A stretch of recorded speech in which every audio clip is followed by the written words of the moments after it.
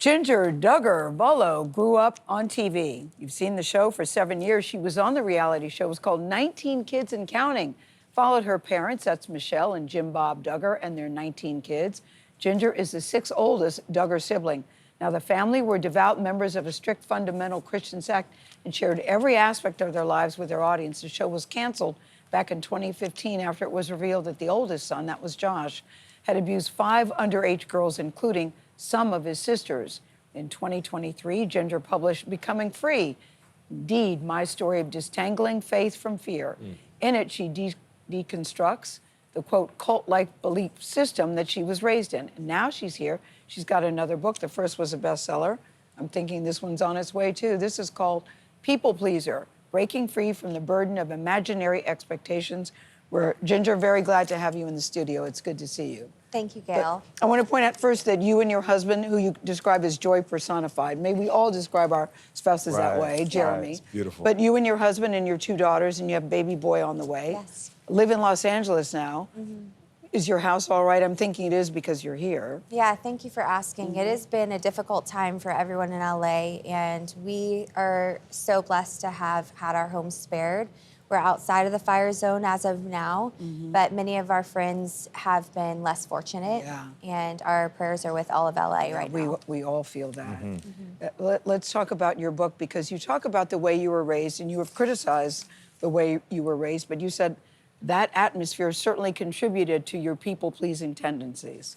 What do you mean? Yeah, it did by far, because I see how whenever you grow up in a place where performance is part of what you do, the reality show was supposed to be our everyday life, and at the same time, I think that you can fall into that performance-based life where everybody's having a certain opinion of how they want you to be on the show, and so that was something that definitely I wrestled with as I was growing up in the public eye.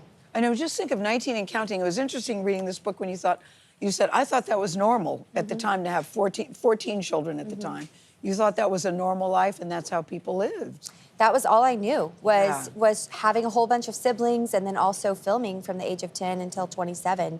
It was just my life. And it's interesting because looking back now, I'm like, oh, that was crazy. Sometimes I feel like I didn't live a life at all, or I lived 10 lives in that season. And so there were joys and challenges that I faced. You know, living a life on camera can be difficult, and you're pointing to some of the issues that you may have had.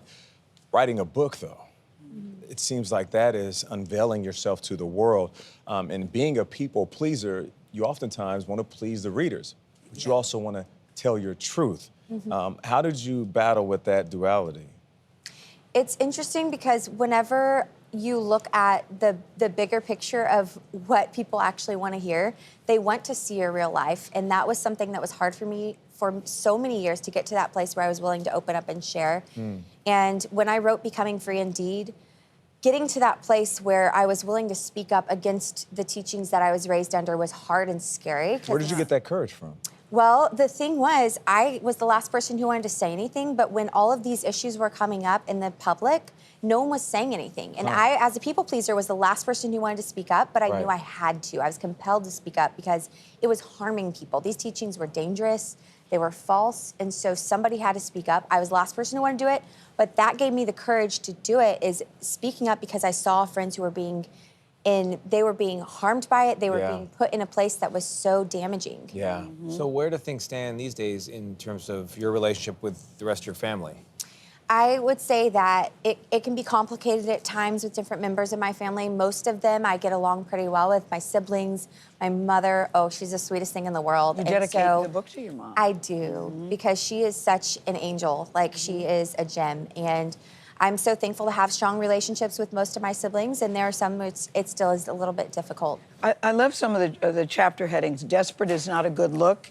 You make the connection between people-pleasing and loneliness. Yes. What did people-pleasing cost you? It was interesting. Whenever I was in that place of people-pleasing, I was really leaning into perfectionism in my own self. And like I said, people-pleasing is often where we are trying to have expectations for ourselves that other people don't even have for us. So you walk into a room, you're like, what do people think about me here? How am I going to present myself? And it cost me everything because I was isolating myself. I didn't want to be in community because I was afraid that if people saw who I actually was, didn't have it all together, maybe my house wasn't perfectly clean, or I couldn't get my kids on a good nighttime sleeping schedule, then they would judge me. So are you no longer a people pleaser? I am still a people pleaser, and that's something where I think I am working through it. Yeah. It's not something that happens overnight. And the beauty of it is I wanted to be raw and real in this book and say I don't have it all together. Right. But this is the journey I've been on, is trying to speak up for the vulnerable, to find my voice, to be able to speak out when it's uncomfortable, to be able to invite people into my world and have community, and to love and serve others from a place not of desperation, not of trying to get something from people, but to be able to love and serve them from a place where I'm completely satisfied saying, how can I bless you? I'm surprised that she said she wasn't a people. I thought you were going to say, no, I'm no longer. Yeah. Well, you have to be honest, and there are some qualities about being a people pleaser that work. But there's something that you write about that I identified with, and I struggle with, and I'm pretty sure other people do too as well. It's disagreements. You say the forgotten, lost art of disagreeing with someone, because I never want to rock the boat. So I'd rather disagree with you than walk away. I like that chapter. How do you break out of that in 20 seconds? Yeah, well, that's the thing, because disagreements, they're not rejection, and I think that I had always thought that, but my husband encouraged me, like, speak up when you feel something, like, don't keep it inside, and that was something that was hard for me as a people pleaser. Well, Ginger, thank you so much. The one thing she says in the book is she will never lie. People Pleaser is available now. Make sure you go get it.